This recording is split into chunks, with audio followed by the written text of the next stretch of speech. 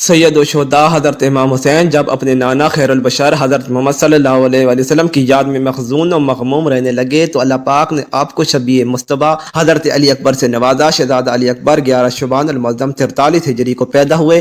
امام طبری اور امام ابن کثیر نے شہزادہ علی اکبر کا سن پیدائش 41 اور 35 ہجری بالترتیب لکھا ہے۔ آپ کی والدہ ماجدہ کا نام لیلا بنت ابی مروہ بن عروہ بن مسعود ثقفی ہے۔ آپ کے نانا حجاز میں ایک عظیم المرتبہ شخصیت سے پہچانے جاتے تھے۔ حضرت علی اکبر نہ صرف ہم شکل مصطفیٰ تھے بلکہ آپ کی چال ڈال، حسن اخلاق اور بول چال میں بھی آپ پیغمبر خدا صلی اللہ علیہ وآلہ وسلم کے مشابہ تھے۔ مدینہ کے بازی آپ کو دیکھ کر نبی کریم صلی اللہ علیہ وآلہ وسلم کا گمان کرتے تھے۔ مدینے میں جب بھی کسی کو حضور کی یاد ستاتی تو وہ حضرت علی اکبر کا دیدار کرنے چلا آتا تھا۔ نواسہ رسول حضرت امام حسین کے اس قول سے حضرت علی اکبر کی عظمت و مقام کا بخوبی اندازہ لگایا جا سکتا ہے۔ آپ اکثر فرمایا کرتے تھے، ہم جب بھی رسول خدا صلی اللہ علیہ وآلہ وسلم اسلام کی زیارت کے مشتاق ہوتے تو ہم علی اکبر کے چہرے کی طرف نگاہ کیا کرتے، کیونکہ میرا بیٹا رسول خدا کے ساتھ بہت زیادہ شباہت رکھتا ہے۔ ایک دفعہ ایک بڑا نجمی شخص حضرت امام حسین کی بارگاہ میں حاضر ہوا اور حضور صلی اللہ علیہ وآلہ وسلم کی دیدار کو یاد کر کے رونے لگے۔ آپ نے اپنی شہزادی علی اکبر کو آواز دی۔ جیسی وہ اس بوڑھے شخص کے سامنے آئے تو بوڑھے شخص نے ایسے محسوس کیا کہ جیسے وہ حضور صلی اللہ علیہ وآلہ وسلم کی زیارت کر رہا ہے، اور تاب نہ لاتے ہوئے بے ہوش ہو گیا۔ بہادری آپ کے خون میں شامل تھی اور آپ کی پرورش حسنین کریمین کے سایہ شفقت میں ہوئی۔ حضرت عبد المطلب اور حضرت ابو طالب کی طرح شہزادہ علی اکبر کی مہمان نوازی بہت مشہور تھی۔ عربی لوگوں کا یہ رواج تھا کہ جس گھر میں روشنی جلتے دیکھنے اس کے مہمان بن جاتے تھے۔ حضرت علی اکبر کا یہ خاصہ تھا کہ آپ ہمیشہ ایک بلند مقام پر آگ روشن رکھتے، جس وجہ سے ہر وقت آپ کے پاس کوئی نہ کوئی مہمان موجود ہوتا۔ مدینہ کے غریب اور مساکینوں کے لیے آپ نے ایک بہت بڑا لنگر خانہ بنا رکھا تھا۔ آپ کو بچپن سے ہی شہادت کا شوق تھا۔ اس بات سے اندازہ لگائیں کہ جب نواسہ رسول اپنا مبارک قافلہ لے کر کوفے کی جانب رواں دواں تھے تو رستے میں حضرت امام حسین نے فرمایا کہ میں نے خواب میں ایک شخص کو یہ کہتے سنا ہے کہ یہ قافلہ اپنے مقتل گاہ کی طرف بڑھ رہا ہے، قربان جاؤں میں شہزادہ علی اکبر پر۔ جب انہوں نے یہ سنا تو پوچھنے لگے، بابا کیا ہم حق پر نہیں ہیں؟ حضرت امام حسین فرمانے لگے، بے شک، کیوں نہیں بیٹا۔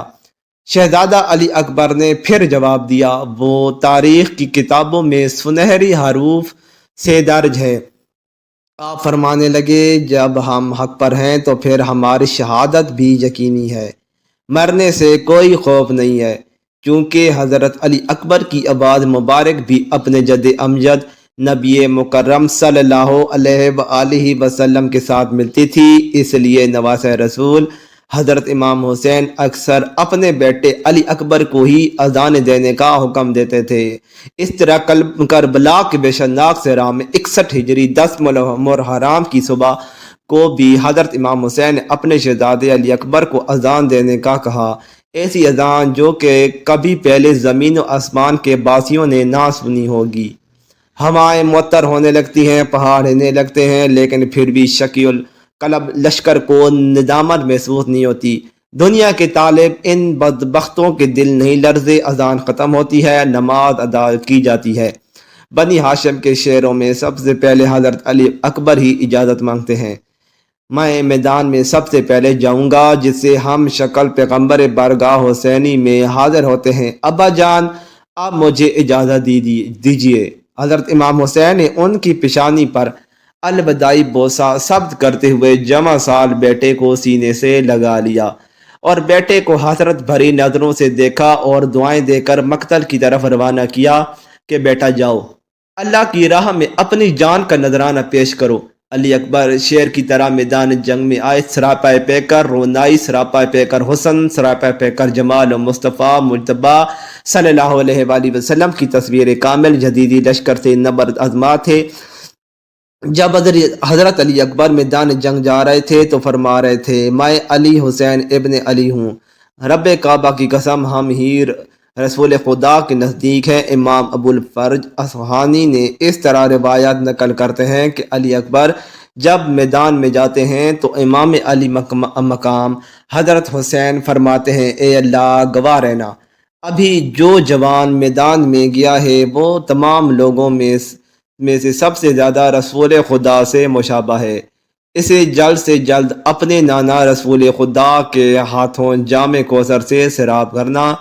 نواسہ رسول حضرت امام حسین مقتل کی طرف بڑھے کہ اپنے لڑتے آواز دی، ابا جان مجھے تھام لیجئے۔ حضرت امام حسین رضی اللہ تعالیٰ عنہ سمجھ گئے کہ جوان سال بیٹی کی شہادت کی گھڑی آ گئی، دوڑ کر علی اکبر کی طرف آئے، قریب ہو کر دیکھا تو ہم شکل پیغمبر علی اکبر زمین پر تھے۔ لشکر یزیدی کے کسی بدبخت سپاہی کی برچی علی اکبر کے سینے میں پیوست ہو چکی تھی۔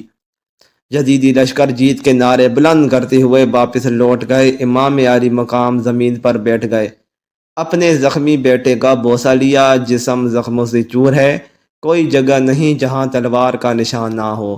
حضرت علی اکبر نے کہا، ابا جان اگر یہ برچی میرے سینے سے نکال دیں تو پھر دشمن پر حملہ کروں۔ امام علی مقام نے ایک دفعہ بیٹے کے سینے میں لگی پرچی کو دیکھا اور ایک دفعہ آسمان کی طرف نظریں اٹھائیں، جیسے کہہ رہے ہوں کہ یہ کام تو بیٹے پر چھری چلانے سے بھی زیادہ مشکل ہے۔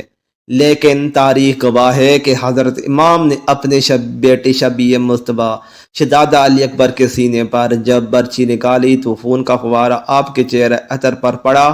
ادھر شہزادہ نے آخری آہ بھری اور روح قفس انصری سے پرواز کر گئی۔ راوی لکھتے ہیں کہ 10 محرم کے دن حضرت امام حسین کی عمر مبارک 56 برس 5 ماہ اور 5 دن تھی، اور کوئی بھی بال سر مبارک پر اور داڑھی مبارک کا سفید نہ تھا، لیکن جب جوان بیٹے علی اکبر کا جسد مبارک بازو میں سمیٹا تو سر انور اور ریش مبارک کے سارے بال سفید ہو گئے۔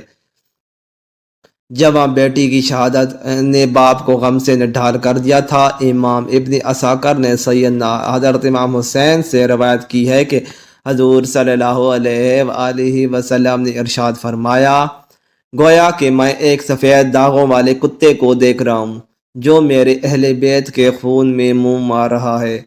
اس طرح محمد بن عمرو سے روایت ہے کہ ہم سیدنا حسین کے ساتھ کربلا میں موجود تھے کہ شمر کا سینہ ننگا ہوا تو نواسہ رسول فرمانے لگے، رسول اللہ صلی اللہ علیہ وآلہ وسلم نے فرمایا تھا کہ گویا میں اس سفید داغوں والے کتے کی طرف دیکھ رہا ہوں جو میرے اہل بیت کے خون میں منہ مار رہا ہے، اور شمر برس والا تھا۔